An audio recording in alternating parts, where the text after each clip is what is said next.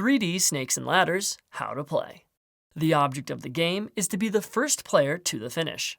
Lay out the board and set up the 3D ladders so they roll uphill between 23 and 47, 28 and 57, and 53 and 69.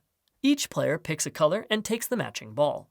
Pick a player to go first, then play proceeds clockwise, placing the balls in the turn order section. On your turn, roll the die, then move your ball exactly that many spaces forward, following the numbers towards the top. Skip over any empty spaces, ladders, or snakes in your way. If you land on the bottom space of a ladder or the head of a snake, then your ball will roll to the other side and you will continue moving from that new location on your next turn. You are not allowed to join a snake or ladder in the middle. If you land on another player, then move forward to the next available space. If you land on another player who is also on a snake or ladder, then as long as there is room, you join them. If there isn't room, then skip it to the next available space.